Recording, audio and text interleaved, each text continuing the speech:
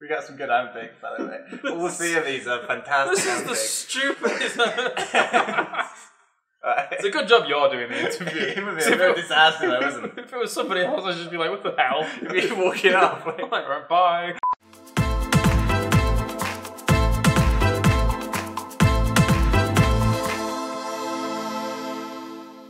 Welcome to I Am Katowice. My name is Bakery. I am joined by professional multi-game commentator and host, and consistently inconsistent Suma Kaelaris. How you doing?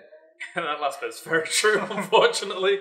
I'd like to stream more, but it's like difficult with all my schedule, so it's not exactly the easiest thing. But otherwise, I'm doing good. We had a very good StarCraft 2 show that's just concluded. The tournament was actually insane. The level of games was amazing. And then before that, I did PUBG. So actually, now I'm officially dead after about 8 days worth of straight esports. And I'm going to go home and paint Warhammer. That's my plan, yeah. Fantastic. So recently you've been stylizing your name and your whole brand really towards more like a KLRS, like away from Kaelaris. So like, why is that and how's that go? So I actually, when I first made the name Kaelaris, it was quite a long time ago when I was like maybe 15 or 14, 15 or something like that. And obviously it never really kind of saw the light of public properly until I started doing all of this full time. And I thought at the time it was cool, obviously. Yeah. But nowadays I think to myself, you know, how can you kind of deconstruct that and make it a bit more like user-based friendly, a bit more like noticeable and recognizable. And as much as I haven't pushed it hard yet, like made that full transition, I think that the 4 letters compared to nobody being able to spell the first part of my name of Kael compared to KLRS, because if you say it fast, KLRS, it sounds very like Kaelaris. I thought that was clever. Most people don't think it's that clever, but I thought it was clever. So I'm going to stick with that maybe down the future, especially like if I actually do get to doing the personal streaming stuff a bit more. I'm going to try and maybe tailor it more towards that, because I really like the little logo I made. I just like faffing around on Photoshop, so that's how that works. Okay, I love your sub icons on Twitch, by the way. Yeah, I noticed. Huge fan. Yeah, so much so that you copied them. So anyway, you casted PUBG and StarCraft 2 at this event, as you said, but before that you commentated Heroes of the Storm, very prolific there, and you also commentated pretty much everything. You did all the Blizzard stuff at Gamescom as well. Yeah. What game's next? What game's next? Unfortunately, I cannot tell you what game's next. There is actually a game next, I think. Or at least we're in negotiations for a game next. And the funny thing is that, you know, when people look at like hosts and commentators and things like that, and if they spread themselves too thinly, it's probably like, well, you know, it's just doing anything for anything's sake. Yeah. But all the games that I actually do, I actually really enjoy playing and really love watching. Yeah. It's just a case of like when I'm at home, I'm always playing and always watching and just constantly working at it. And it takes a lot of work to be able to prepare to the level that I try to do for StarCraft, for PUBG, for Heroes when it actually comes around. So thankfully, the game that is next, actually I don't need to prepare that much for because I know it like the back of my hand. So I'm hoping that those negotiations work out, and it would be very fun if it does.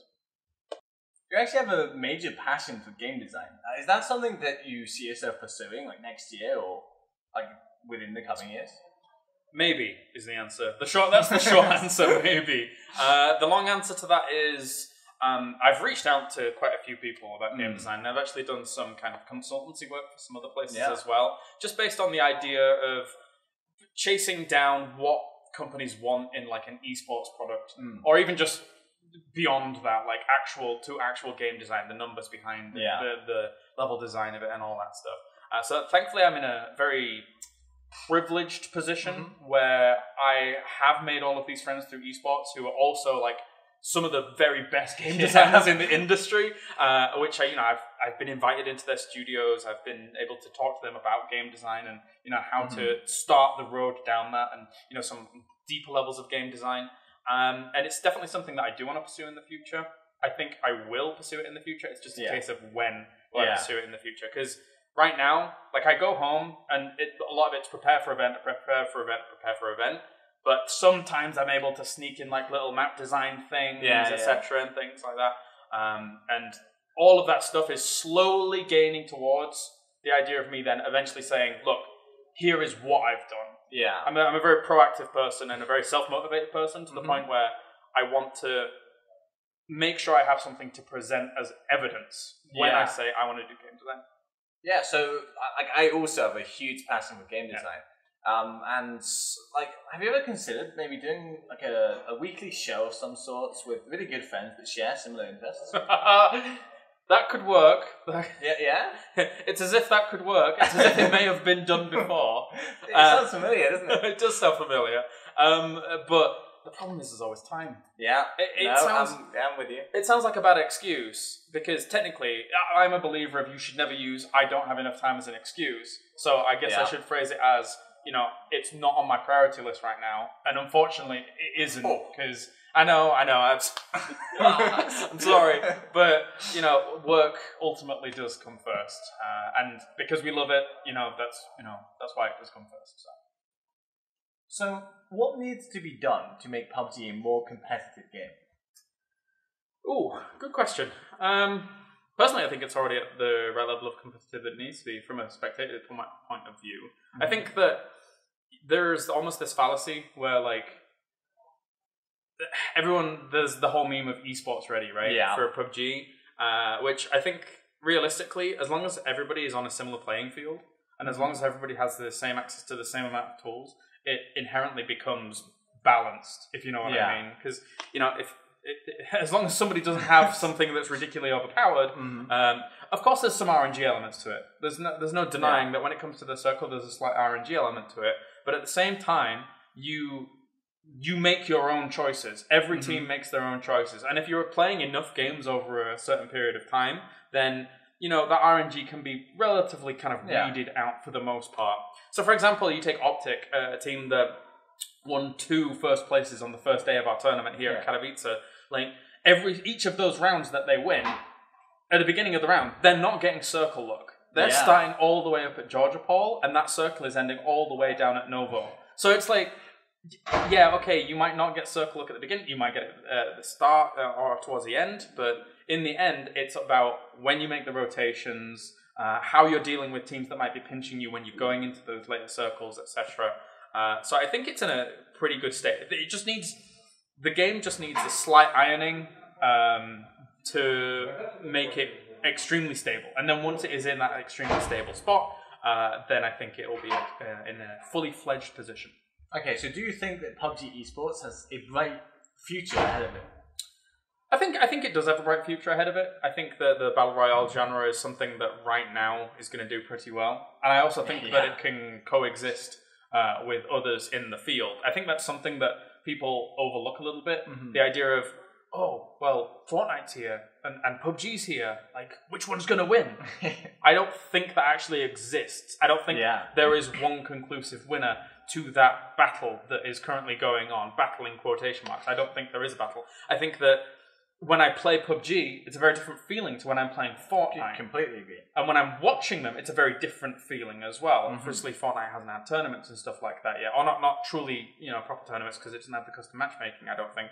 I don't play it as much, so I don't 100% know. But when I'm playing PUBG, it's a very focused, intense environment. I can't listen to music. I'm completely focusing on all the sounds around me. If I'm playing Fortnite, I can listen to my music and just chill, and it's like, well, this is easy. Why is everyone dying? So it's a very different experience, and I think that from a competitive viewing and spectating and production environment, it's a very different experience as well. So if you had complete and total control of an entire PUBG tournament broadcast, how would you change it? Oh, that's an interesting one. I would first take the same kind of circle settings as the pros do. Like when the circle settings with the slower circles, eventually doing more damage, but allowing people to be able to fight into the circles. Because it creates for these really dynamic fights towards, especially the later circles. I love the circle settings that pros have right now. And then from there, maybe I would have a slight centralization of circles. I'm undecided on that one. You've caught me off guard, so I'm like picking things on the fly. I do like the differences of Erangel and Miramar. I think that having both of them included eventually in tournaments is really nice. To have some rounds in Erangel and some rounds in Miramar. I know that the North American team, for example, really likes Miramar and really wants that included in tournaments. So that's fine. What else? So much stuff. So much stuff. Observing is obviously a very, very important thing. Absolutely. And you do need a strong team of observers to be able to do it properly. So I think that, we usually use about 6 to 8 observers per tournament. And I think that kind of number, as long as they're very well experienced with the game and stuff like that, can capture a lot. Showing the minimap a lot, especially when the circle is about to change. Yeah. Exactly that moment is very good. Because I think one thing that's really important with PUBG tournaments is, in general, you can actually watch the minimap. Like when we're at the analysis desk, you can watch the minimap and know a lot of the strategical changes and choices that are going on. Because everybody can shoot, but not everybody can rotate and find the right spots that they need to be in at the right time. Find the deflates, find the compounds, send your scout to be able to find all of that stuff.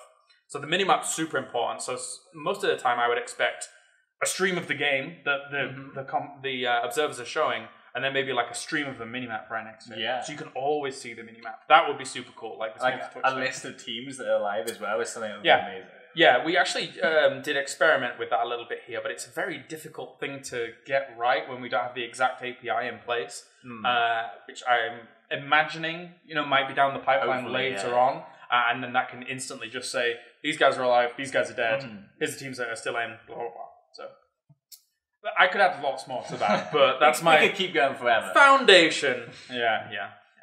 So as we mentioned, you're actually hosting StarCraft at this event, and the future of StarCraft is actually looking really bright with WCF Leipzig and also this event doing fantastically well.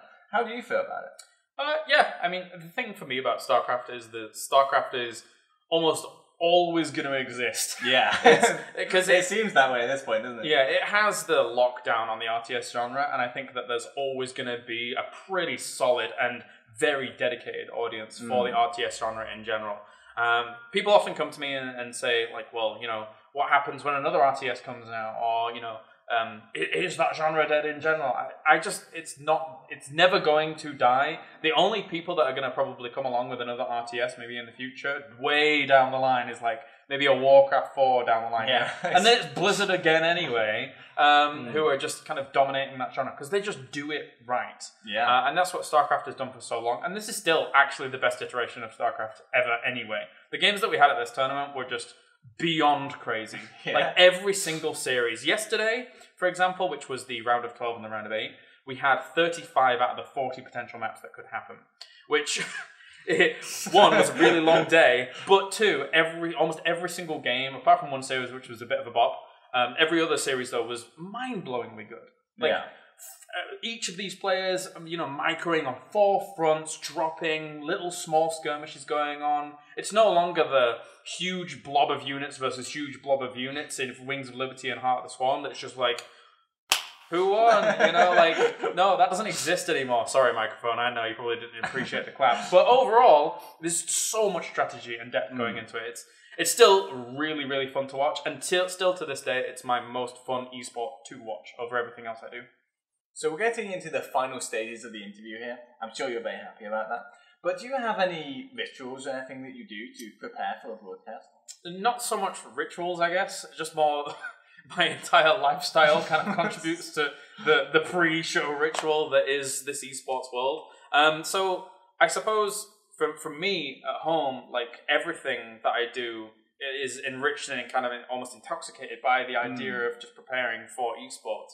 I'll wake up and I'll start watching streams. I'm making notes. I'm playing, and then I'm making notes, and then I'm going to sleep, and I'm probably watching a stream whilst I'm going to sleep as well. And then from there... That sounds familiar, yeah, exactly. It's kind of similar to the life of an ex-pro gamer. Or, there you go. Pro gamer when you were there. So I think... there's some people that meander through esports and don't really. They turn up, they do the show, they go home. Yeah, right? I'm not naming any names because that's how their style is to be able to do all of this. I mean, they're probably playing time and time again at home, and that's doing what they do. But for me, I suppose when I'm at the show, especially if I'm in the host role, like for intros, I'll repeat the lines over and over that I want to hit, or the points that I want to hit. For casting, I sit down and I just get in it. I sit down and I just think to myself, it's me and the game. There is nobody else that exists in this world right now, and that's why I'm able to, I suppose, or attempt to exude the emotion that I try when I'm in commentary mode, but I don't get to do that much anymore. Everyone wants me as a host. So, do you have any favourite players or teams across all of the esports that you do cast and follow? I feel like I'm being baited. Actually, no, Dignitas is one of them. Basically because, I mean, not only is it like a British organisation, but also because it always had my Brit boys, especially in Heroes of the Storm. Yeah. Other than that, actually, like, for a long time, ages ago, I used to really follow Evil Geniuses, back at the very beginning of StarCraft 2, especially, because they have such a great focus on, like, marketing. Back in the days with Idra and Control and all those guys. Hawk as well, that Idra. Yeah, really good times. But then Evil Geniuses kind of just fell off, and I don't know what happened there. yeah, it's sad, really. But beyond that, who else nowadays? I don't really have any particular teams I follow. I don't even have any particular players that I follow, like in StarCraft or something like that. I just kind of enjoy good competition. I know that sounds like a cliche, rubbish answer. It does, yeah. Yeah, but like genuinely, I just want to see really good games, and that sounds like a very Korean answer. But there you go. There you go. So, finally, do you have any shout-outs, and where can people find you? No shout-outs really. Thank you for doing the interview with me. I appreciate that. It's always fun to kind of come along and talk to you guys. I don't really have shout-outs. I suppose thank you to ESL for always like supporting me and what I do, because I've actually been there the longest out of any commentator now. Really? Yeah, I mean, Joe Miller is there, but in a higher capacity than a commentator. So yeah, I've been there the longest now. And I guess make sure to catch me on all platforms really, Twitch, TV, everything is /Kaelaris. That's convenient, that is. Yeah, everything. Yeah. Absolutely everything. It's as if it's a pretty unique name. There you go. So thank you very much for doing the interview. If you did like it, then please do leave a like and subscribe to the Team Dignitas YouTube channel for more content like this.